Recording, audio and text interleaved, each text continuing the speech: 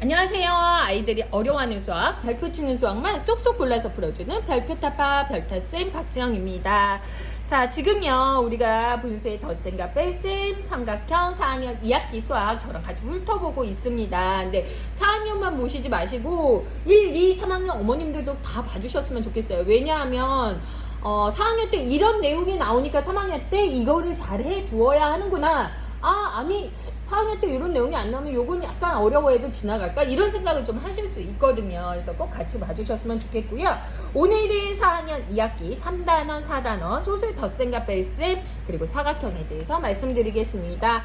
자, 소수의 덧셈과 뺄셈, 네, 교과서 한번 훑어보시면요. 제일 처음은 소수의 두 자리수에 대해서 나와요. 두 자리수에 대해서 나오고, 그 다음은 소수의 세 자리수가 나와요.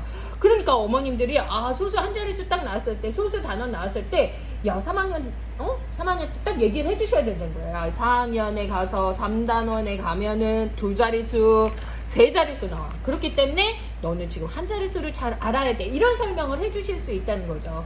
엄마표 수학에 이제는 약간 당위성 심어주죠. 그죠? 자, 그래서 아이들이요, 이때는 이제 분수를 배웠어요. 그래서 10분의 1은 0.1이라는 거, 한 자릿수 배웠고요. 여기에서 100분의 1은 0.01, 두 자릿수. 자, 1000분의 1은 0.001 해서 세 자릿수까지 우리가 공부를 하게 돼요. 그래서 여기는 두 자릿수랑 읽는 법 배우고요. 이게 굉장히 사실은 좋은 방법이거든요. 근데 교과서에 나와서 그냥 어머님들이 문제집 많이 풀리시고 그냥 쭉 넘어가는 경우 많아요. 0.85를 이런 식으로 수직선에 나타내고 모는 종이 10칸 노트 별타쌤이 좋아하는 10칸 노트를 이용해서 이거를 꼭 그려보셔야 돼요. 제가 요거는 자세한 거는 다음에 또 설명해 드릴게요. 자, 그리고 이거는 이제 1이 넘는 소수를, 두 자리수를 자연수로 나타내는 방법, 자, 세 자리수 읽는 법, 그리고 10칸 노트, 이렇게 모는 종이, 그리고 수직선상으로 나타내는 거. 이거를 완벽하게 이해를 해놔야 지금 제가 교과서에서 가장 좋아하는 부분이 여기예요. 소수 단원에서.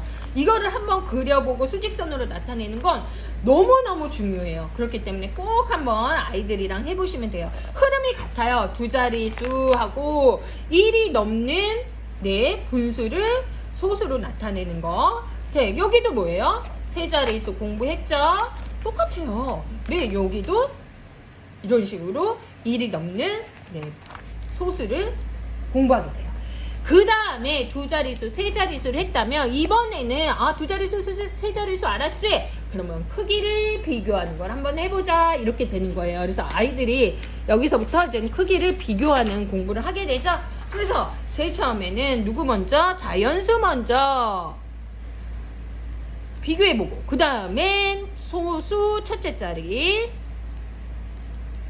그 다음은 소수 둘째 자리, 그 다음은 뭘 비교한다? 소수 셋째 자리까지 비교하게 된다는 거죠. 그래서 소수의 크기를 비교하는 것을 공부를 했어요. 그 다음은 무엇을 할까요? 소수의 이제는 하나 더 있어요. 크기 말고 관계를 공부하게 돼요. 관계는 뭐냐면 여기 애들이 은근히 어려워해요. 요 소수의 관계를 어려워하는 이유는 아직 아까 그 수직선상에 그게 안 됐거든요. 그래서 예를 들면 0.0 뭐할까요? 402가 있어요. 그러면 1번과 2번 사이의 관계를 나타내시오 그러거든요. 그러면은 아이들이 뭐라고 쓰냐면요, 2배 하고 써요. 이거 굉장히 많이 틀리는 문제예요. 2배가 아니고 뭐예요? 100이죠. 100인데 2가 4가 됐으니까 얘는 정답은 200배예요. 이거를 굉장히 어려워해요, 아이들이요. 그래서 요거를 어머님들이 미리 어렵다는 걸 알고 계시고 생각해 놓으셔야 돼요. 그리고 제가 어떻게 하는지는 또 다음에 설명해 드릴게요. 자, 오늘은 교과서 훑어보는 날, 그죠? 그 다음 소수의 한 자리 덧셈을 해볼까요? 그래서 한 자리수 덧셈, 이제 크기 비교 사이의 관계까지 알았으면요, 이제 소수의 한 자리수에 대한 덧셈을 해보는 거예요. 그래서 소수점만 잘 맞추면 된다는 거 해주시면요, 기본적인 연산에서 틀리지 않는 이상 아이들이 그렇게 어려워하는 단계는 아니에요. 그래서 아까 제가 말씀드린 여기가 어려워요. 소수의 사이의 관계. 그럼 여기는 별로 어려워하지 않아요. 자릿수만 잘 맞추면 어렵지 않다라는 거, 네, 이야기해 주시면 되고요. 여기도 한 자릿수 뺄셈도 어때요? 네, 올림수, 내림수 있지만 그렇게 어려워하지 않아요. 소수점만 잘 맞추면 된다. 그래서 여기는 그나마 좀 쉽게 가는 단원이다라고 보시면 되고요. 그 다음에는 소수의 한 자릿수였어요. 덧셈, 뺄셈 했어요. 그 다음은 소수 두 자릿수 덧셈 나옵니다. 그래서 제일 처음에는요, 받아올림이 없는 경우, 그리고 받아올림이 있는 경우, 이런 식으로 나오게 돼요. 그래서 여기 소수의 덧셈, 뺄셈은 사실 어려워하는 부분이 아니에요.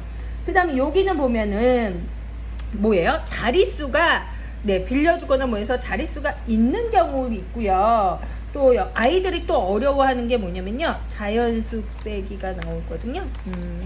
잠깐만요. 네, 그게 어디서 나올까요? 잘 안 보이는데요. 네, 아이들이 좀 어려워하는 부분은 여기에서 자연수 빼기, 자릿수가 다른 경우예요. 5 빼기 네, 1.45 여기 교과서에 나오거든요. 그래서 자릿수가 이렇게 다르면요, 이렇게 실수하는 경우 많아요. 네, 5 얘를 어디 써야 되는지 몰라요. 그래서 1.45인데 여기에서 그냥 빼는 거예요. 4.45라고 써는 경우가 되게 많아요. 그래서 여기에서 사고 빌려주는 그런 과정을 자꾸 설명을 해 주셔야 돼요. 아이들이 어려워하는 거 요거 어려워한다. 다른 거는 그렇게 어려워하지 않아요. 제가 못 찾겠어요. 그거 한번 요런 것도 똑같은 예예요. 이것도 자릿수가 어때요? 다른 경우죠. 자릿수가 같은 경우, 자릿수가 다른 경우, 이런 거를 조금 어머님들이 자릿수가 다른 경우에 뺄셈을 어려워하는구나 생각해 주시면 될 것 같아요. 자, 그 다음 사각형이에요. 이제 여러 가지 사각형에 대해서 이제 공부를 하게 되는데요. 자, 요번에도 이제는 보시면 퐁당퐁당이에요. 연산도형. 그래서 사각형에 대해서 알아보는데요. 사각형에서 여기에서 아이들이 좀 어려워하는 거는 말 자체를 굉장히 어려워해요. 수직, 수선. 네. 요를 제가 설명을 드리고 싶은데 요게 개념이거든요. 아이들이랑 여기를 자꾸 많이 읽어보시면 좋아요. 두 직선이 만나서 이루는 각이 직각이 될 때 이 직선을 서로 수직이라고 하고, 두 직선이 어떻게 보니까 수직으로 돼 있어요. 그러면 한 직선은 다른 직선에 대한 수선이라고 한다라는 말인데요. 이거에 대한 말을 되게 어려워해요. 그래서 이거는 어떻게 해주시냐면, 요거 설명해 드리면은 너무 시간이 많이 가는데, 요거 하나만 볼게요. 자, 이거를 자꾸 말로 이제 풀어주셔야 돼요. 이거를 제가 도형 뽀개기에서 아직 못 다뤄가지고 제가 하나만 말씀드릴게요. 자, 얘는 직선이 직각으로 만나면 이거를 뭐라고 부르니? 얘를 화살표로 가르쳐서 수직이라고 부르면 돼요. 자, 그리고 얘가 가고 나예요. 얘는 수직이 되게 된 거잖아요. 그러면은 얘는 요거를 자꾸 아이랑 쓰셔야 돼요. 직선 나에 대한 수선이에요. 그게 바로 뭐예요? 그러면 반대로 얘는 뭐예요? 직선 가에 대한 수선이에요. 가에 대한, 여기도 동그라미 치는데, 대한 수선이에요. 이런 거를 자꾸 이야기를 해주셔야 돼요. 그래서 직선 가랑 나는 서로 수직입니다. 직선 가는, 이거를 말로 자꾸 하브리타로 해야 돼요. 직선 가는 나에 대한 수선입니다. 그죠? 직선. 그리고 직선 나는 직선 가에 대한 수선입니다. 이거를 자꾸 이야기해 주셔야 돼요. 그리고 나서 삼각자나 각도기로 수직이랑 수선을 긋는 법을 배웁니다. 요거는 제가 자세하게 또 설명드릴게요. 그 다음에 평행에 대해서 공부를 하게 돼요. 평행, 그리고 이것도 마찬가지로 뭐예요? 삼각자를 이용해서 주어진 직선이랑 평행한 직선을 긋고, 또 삼각자를 이용해서 이 점을 지나는 주어진 직선과 평행한 직선을 긋는 거예요. 이것 때는 준비물이 뭘까요? 맞습니다. 삼각자입니다. 그래서 요거 보시면 되고요. 그 다음에는 이제는 평행을 배웠다면 평행선 사이의 거리에 대해서 공부를 하게 돼요.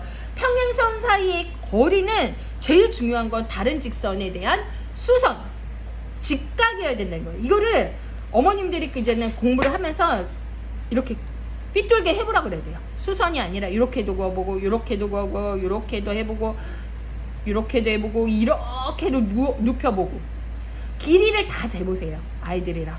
그러면서 정확하게 이야기를 해주셔야 되는 거예요. 그래서 두 직선의 평행선의 사이의 거리는 모두 같다는 것을 이야기해 주시고, 한 직선에서 다른 직선에 수선을 그었을 때, 여기 수직이 되는 선을 그었을 때, 이 거리를 평행선 사이의 거리라고 한다라고 해주시면 돼요. 제가 하고 싶은 말은 많고 시간은 없고 그죠? 그 다음에 네, 이제는 사다리꼴에 대해서 공부를 하게 돼요. 그죠? 그래서 사다리꼴은 네, 평행한 변이 한 쌍이라도 있어야 돼요. 네, 여기 제목이 사다리꼴에 대해서고요. 평행한 변이 한 쌍이라도 있으면 평행이야, 사다리꼴이야 라고 보시면 돼요. 그래서 사다리꼴이 여러 가지 모양이에요. 이런 식으로 사다리를 찍찍찍찍찍, 얘네들이 모두 다 사다리꼴이 된다는 이야기를 해주셔야 돼요. 그죠? 그래서 얘네들을 다 잘라도 가나 다라마는 모두 뭐가 돼요? 네, 사다리꼴이 된다. 그 다음에 평행사변형 나오죠? 평행사변형. 제 단원 중에, 제 내용 중에 사각형이 있어요. 여러 가지 사각형이 있으니까 꼭 한번 봐주세요. 제가 밑에 해시태그를 달아놓을게요. 그래서 평행사변형 배우고요. 그 다음에 또 뭘 배우냐? 마름모 배워요. 자, 그래 볼게요. 사다리꼴, 평행사변형, 마름모, 그 다음에 여러 가지 사각형을 정리해 보는 거예요. 그래서 이런 내용을 배우는데요. 이 사각형 단원이 쉽지 않아요. 그래서 제가 이거를 정리를 엄청 많이 해놨거든요. 그래서 꼭 들어가서 보시면 돼요. 자, 사다리꼴, 평행사변형, 마름모까지 나오고요. 여러 가지 이제 사각형. 그 전에 직사각형, 정사각형을 배웠어요. 그렇기 때문에 따로 나오진 않아요. 그렇기 때문에 4학년 2학기 때는 직사각형, 정사각형 개념이 들어가지 않기 때문에 직사각형, 정사각형 개념을 미리 탁 해놓으셔야 돼요. 그래야지 사다리꼴, 평행사변형, 마름모에 대해서 알 수 있어요. 제가 요거에 대한 또 설명은, 마름모가 마름 모양의 풀이에요. 이렇게 생긴, 일단 네이버에 한번 쳐보세요. 그러면은 이렇게 생긴, 네, 잘 그리는데 이렇게 생긴 풀이에요. 그래서 마름모가 됐거든요. 마름의 모양. 네, 이런 것들을 조금 알아야 아이들이 쉽게 공부할 수 있어요. 네.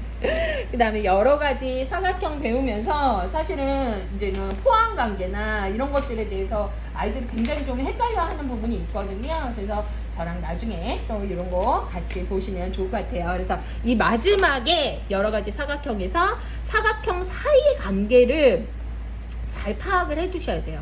사이의 관계. 네, 그래서 요거를 파악해 놓는 게 중요하다. 그래서 오늘의 3단원, 4단원 같이 훑어보았습니다. 다음 시간에 만나요.